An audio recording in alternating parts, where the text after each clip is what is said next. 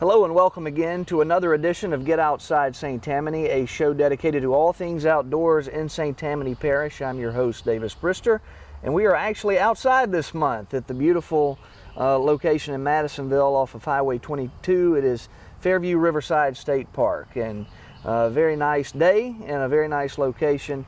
And as usual, we've got a guest from the Louisiana Department of Wildlife and Fisheries. That's always a handful to spit out. It is. LDWF is easier. There you go. I'll have to remember the initials. Catherine Norman, who is here with the department. Tell us what you do to start. Yeah, so I manage the Coastwide Nutria Control Program, which is the program tasked with reducing marsh damage caused by nutria throughout our coastal wetlands. So you have the hardest job in the state. That's not, I wouldn't say that. Is it a fun job? I'm sure it's a challenging job. It is a fun job. There are definitely some challenges, but it's important work. Got it. Well, let's start with the basics. 99% of the people that are watching this are going to know what a nutria is, but Indeed. For the one who doesn't, what is a nutria and what do they do? What is their purpose? Yeah, so a nutria is a semi-aquatic mammal. It comes to us from South America, and it was brought to Louisiana in the 1930s. And many people around here call nutria rats because they are very rat-like in their appearance, with this long naked tail and these sharp teeth up front. But they're actually more closely related to porcupines and guinea pigs than they are to rats. And they are very well adapted to life in the marshes. They have webbed hind feet that act like little flippers to help propel them through the water. Their nose, eyes, and ears are right on top of their heads so that they can still breathe and see and hear while they're swimming in the water. And they have this second layer of really dense undercoat, and that helps keep them warm and dry while they're in the water. So what makes them such a problem in the coast, in the marsh areas where they travel? There are actually 4 characteristics about nutria that make them so devastating to our habitats. And I'll give you a brief rundown of each of these. But first is their feeding behavior. Second is their burrowing behavior. Third is that they like to gather in large groups, and fourth is that they have this ability to reproduce quite rapidly. So first, if nutria would just eat the tops of the vegetation, then they wouldn't cause that much of a problem. But that's not what they do. They actually dig up the vegetation and eat the roots and the tubers. And now the roots are really what hold our delicate marsh soils in place. And so once you remove those roots, you expose the soil to precipitation or to tidal action. And it doesn't take long for that soil to erode and to convert what was once lush marsh to open water. Second is their burrowing behavior. So they can actually weaken flood control structures like levees because they burrow into it to build a den for their family, and they're basically just poking holes in the levee. Or if you have a pond and they burrow into the sides of the pond, then they can drain the pond or at least reduce the water level, which can be problematic for things like rice fields or crawfish ponds. And third is that they like to hang out in these very large groups.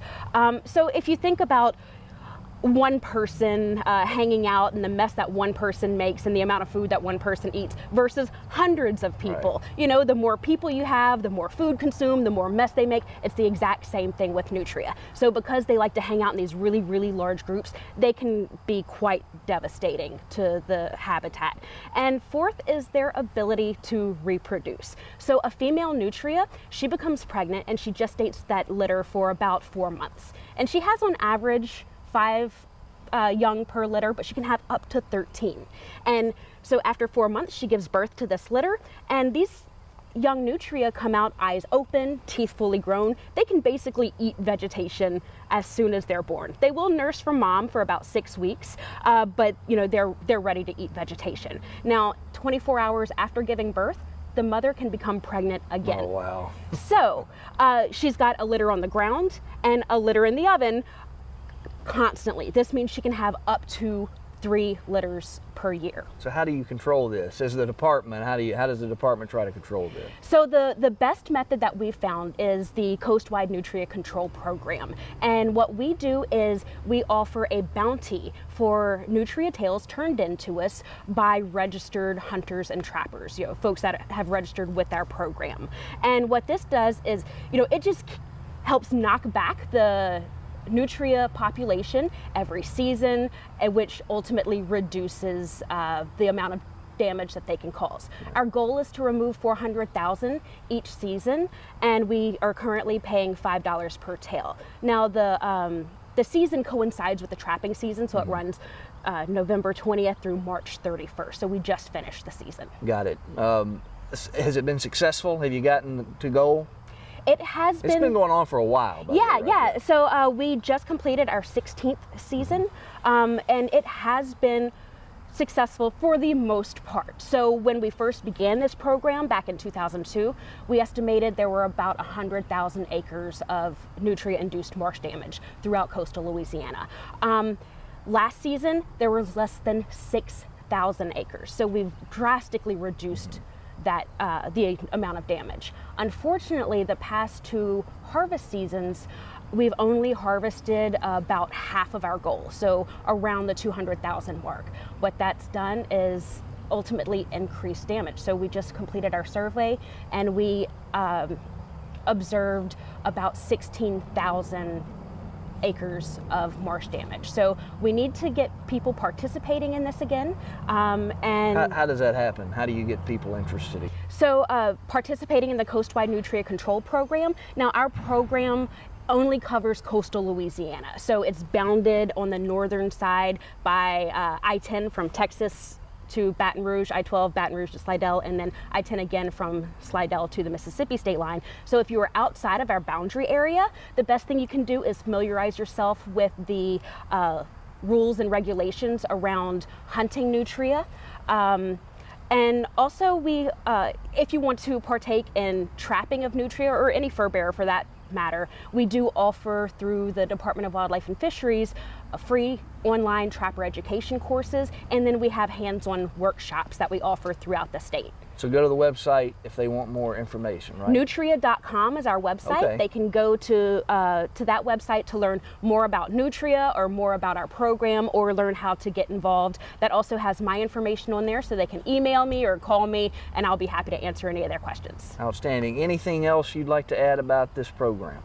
Yeah, so it has been hugely successful, and we need people to help make it successful again, particularly individuals who are landowners or have leases that maybe haven't been harvested for nutria previously. Those are the properties right now that are acting as reservoirs and protecting those nutria during the hunting season. Great. Thank you so much, Catherine. Good to have you, and good luck in your 17th season as we head into that in a few months. Great. Thank you. We'll be right back.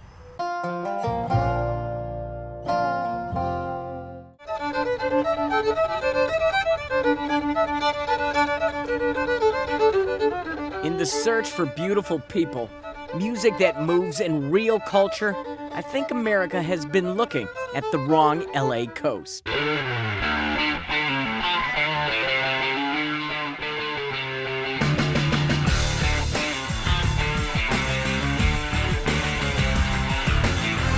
Louisiana has all that and celebrities that sizzle.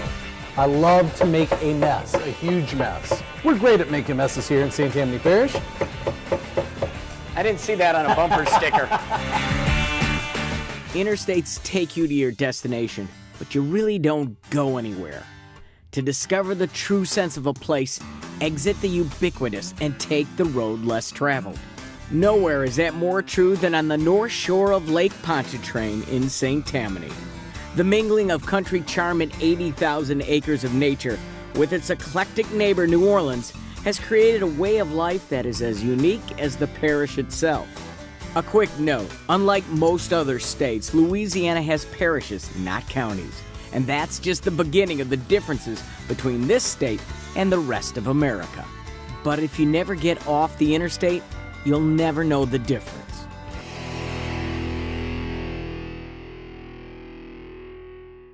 Welcome back, and we are here now with our next guest, who is Lori DeLuise. And Lori, welcome back to the show. You were here last year, but now we're on location in front of this beautiful house. And let's just start there. Tell us what we're standing in front of. Well, we're in front of Otis House Museum. The house was built in the late 1800s. There was once a sawmill out here on the Tchefuncte River, and the owner of the house owned the sawmill. He was harvesting local pine and cypress timber.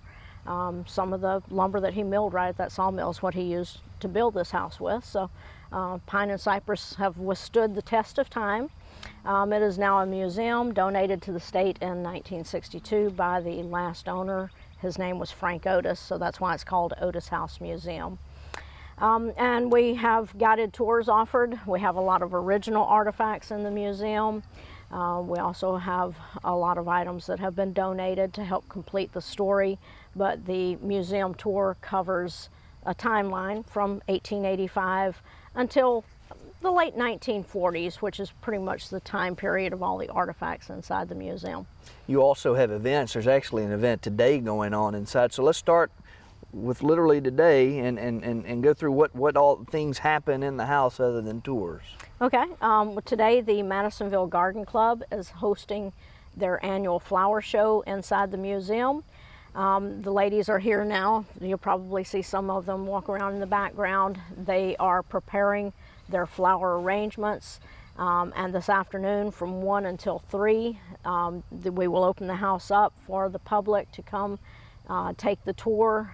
We'll touch on the history, but the main theme today for our tour is going to be their garden club and their annual flower show, and this is a judged flower show, and the general public that attends today will actually get to participate in the judging. They'll have the People's Choice Award, which will be come from the people that are taking the tour and enjoying the show today. And this is an annual event with the garden club. We usually get a pretty high attendance for it. And do these types of things happen throughout the year? Other clubs come in and do various events? Not necessarily other clubs, but the same garden club will come back in December, and they're going to decorate the house as it would have been decorated in the time period that Mr. J and his family, Mr. J is the one that built the house in the late 1800s. So it'll be decorated inside and out as it would have been in Victorian times, and the tour for the month of December will cover the history, traditions, myths, superstitions, everything that has led us until the Christmas celebration that we celebrate today. So you'll learn why we do these different things, like hanging a wreath on your front door, for instance. Really cool, really cool. And so we're going to talk too about, obviously this is one small part of the park. This park is beautiful. There's lots of things to do. We're heading into the summer season. So what are some things going on at the park in general that people might be interested in attending? Well, we have a raised boardwalk that runs through the swamp that's back behind us back here. That raised boardwalk has a variety of wildlife. I have seen a nesting pair of great horned owls back there. I've seen the Louisiana mud snake, which is a beautiful snake if anyone has ever seen one. It's of course a non-venomous snake. It's just a beautiful docile snake. And later in the summer we're going to have 2 different species of spiders that come out and build their nests. It's the argiope and the golden silk weaver, and both of those are easily distinguished, even though most people are going to refer to both of them as the banana spider. It's 2 different spiders. They build 2 different types of nests. So to me, that's one of my enjoyments, is being back on the boardwalk, is to explore all the wildlife back there. It is a very scenic boardwalk, and anyone that has not been back there really needs to go experience that. We also have a lot of people like to come out and go fishing. The Tchefuncte River wraps around our park, so people can fish in the slower areas for panfish like bluegill and sockeye and warmouth. If they fish out in the river, they're going to catch catfish, and I have seen people pull in catfish. One of them literally was 80 pounds. Oh, it was wow. as big as me almost. Wow. So I mean, there's really good fishing here. When the wind blows and water comes up from Lake Pontchartrain, it pushes the salt water into here. I've seen people pull out redfish. So I mean, it can get saltwater fishing here just as well. Yeah, well, I have to go on a boat when you can just go right on. Right there. Right on. Right there. Yeah, no, that's great. Obviously, camping. You know, people camp all year, but I'm assuming it picks up. Yep. What are the rules around camping? I know you can't just come out here all summer, so No. talk about that. Okay, you can stay a maximum of 2 weeks, and then you have to leave for a week, and then you can come back for an additional 2 weeks. So that's the policy on that. And I do highly suggest that people make a reservation. A lot of times, especially on the weekends, like this weekend is going to be beautiful weather. I'd be willing to bet we don't have any empty sites over there. It does book up on these beautiful weekends. So, and the reservations go through reserveamerica.com.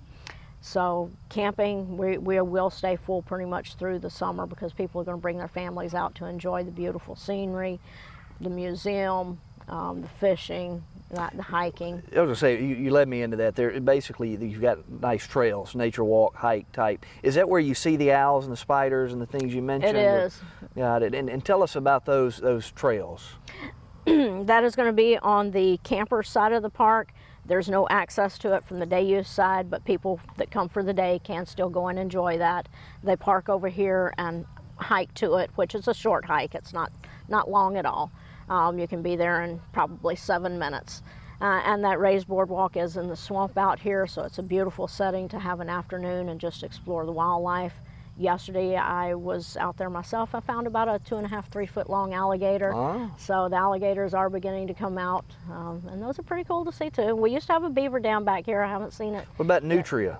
I have not seen nutria, but we do have beaver and river otters. Now that was really cool. I was back on the boardwalk trail one day, and mother river otter is on the trail with her 3 babies. Wow. And she was actually blocking them from me, and of course they were curious and they'd climb up over her back and look at me, and she would move in front of them again.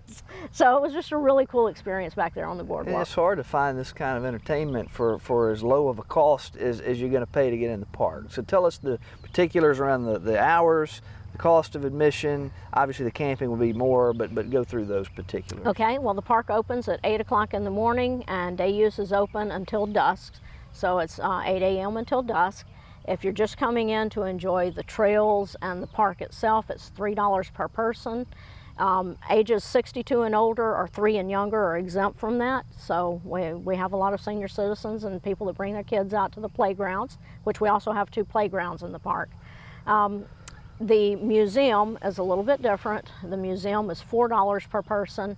Ages 62 and older or 12 and younger are free for the museum. And then, like you said, the camping is a bit more expensive, but you know, it's not unreasonable by any means. So I would highly suggest that people come out and enjoy the campgrounds. A lot to do for a low cost. Lori, thank you again for coming back, and hope to see you again next year. All right. All right, and we'll be right back after this. Be safe to keep your distance until No secret that makes you smile. reliable sources say that chicken soup has found their way out of the zoo. Dangerous, but they are returning.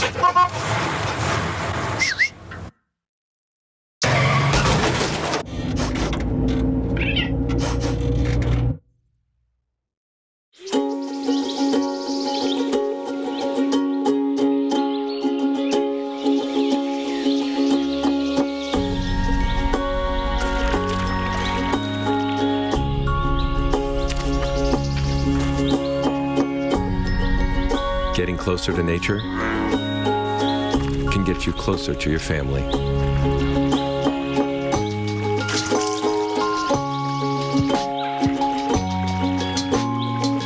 Go to discovertheforest.org.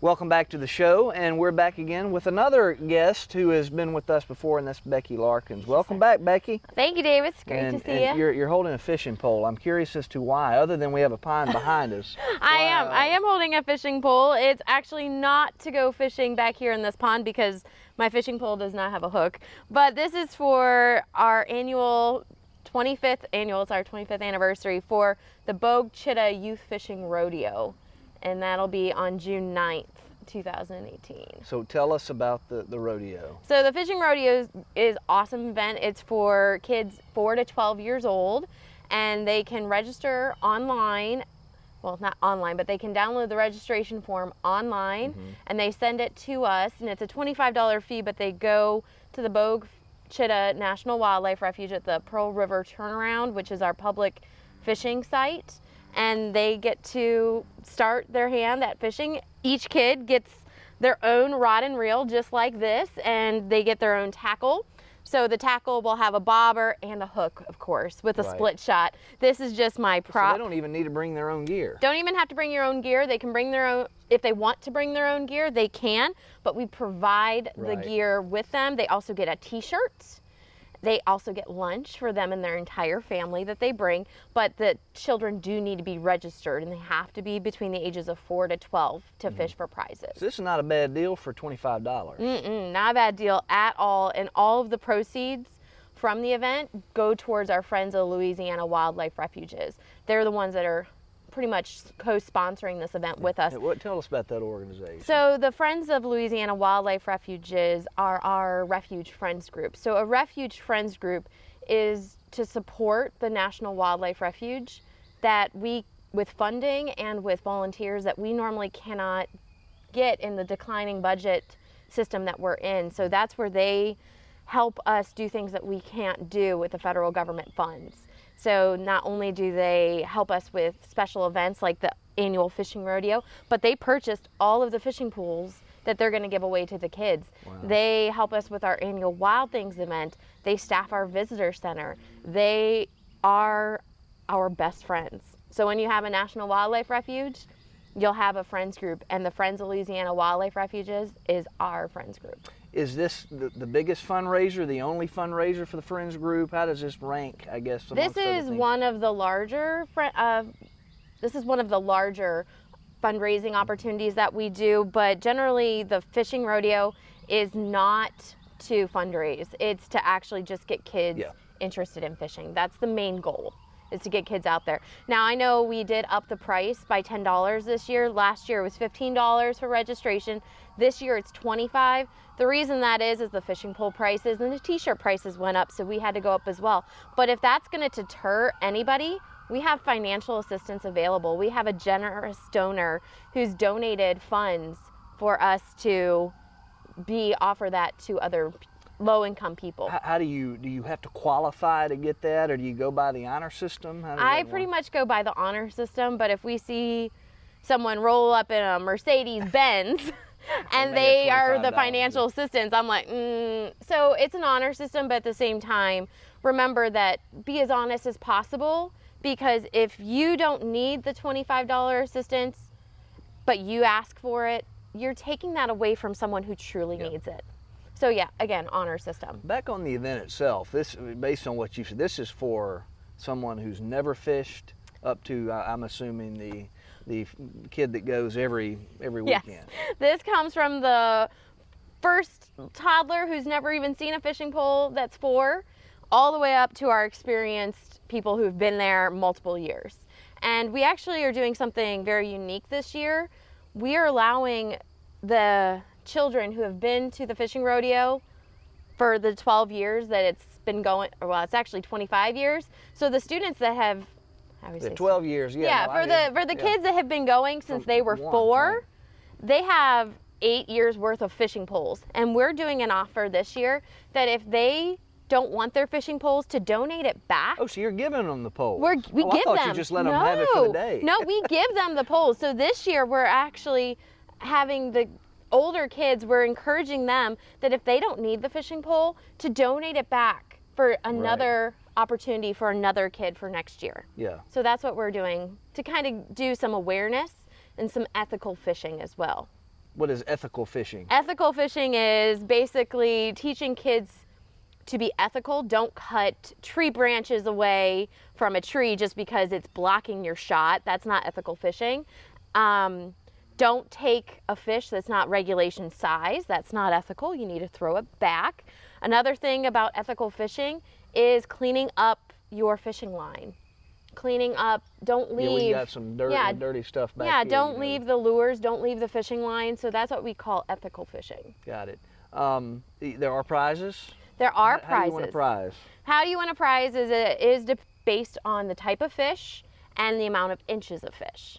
So there are prizes for the smallest fish. That has to be caught on a hook and reel. You can't just go dipping for a small fish. You can't go to PetSmart and Yeah, buy someone one can't bring me a little minnow and say I caught the smallest fish, and I'll be like, the hook doesn't even fit on its head. Yeah, so there is some ethics there, especially honesty is a big one that we teach as well. But they have the smallest fish age category, and we also have the largest fish. And we also have grand prizes. And now the 4-year-olds are not competing against the 12-year-olds. Right. They're in age categories. Do parents help? Are they allowed to help? Parents are allowed to help, like cast out, but the children must beach the fish on their own. They must reel it in on their own. I see. A parent, I know that a lot of times, especially 4-year-olds with their attention span, the parents will be holding the fishing pole the entire time, and then as soon as one is, they reel it up, and then at the last minute they hand the kid the pole. That's not ethical. Yeah. You need to teach your kids the proper ethics and to instill in them that this is just a fun event, that they don't have to win. All the kids are going to get a t-shirt. All the kids are going to get a rod and reel. Right. We give the tackle. We have people that are there. Yeah, we have people there that if you tangle the fishing pole, we have people there to fix it. We have volunteers that help with this event. We have great partners, and they get their own worm bait. I know my niece participated in the event last year, and all she did was play with the worms the entire time. That was the best day for her. And they don't have to win a prize to have a great day. Good deal. How long does this last? It's from 7:30 in the morning until 11. Now, the fishing starts exactly at 7:30. So does the registration. So get there. Get there early, but we start passing out the rods and reel at 7:30. That way we keep it fair.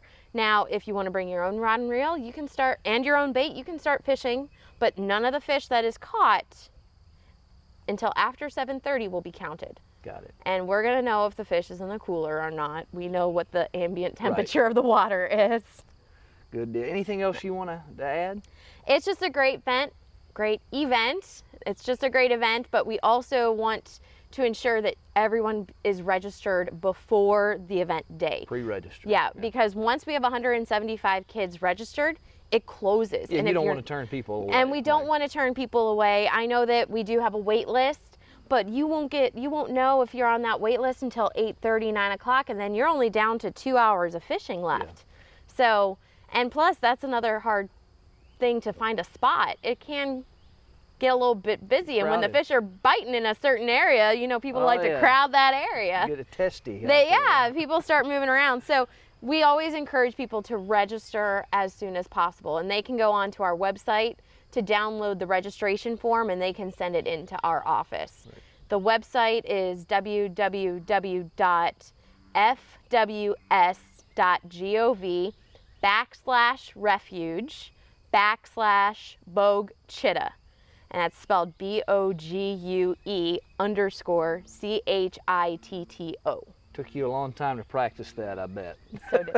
I just got Chifuncta the other day. There you go. That's good. I know, but I'm from Mississippi, so I know Bogue Chitta more than Chifuncta still. Yeah. So welcome back to the show, though, Becky. Davis. Appreciate you, and good luck with the rodeo. And we know it'll be a great event. Yes. And we thank you as well for joining us for this special edition of Get Outside. We'll see you again next month.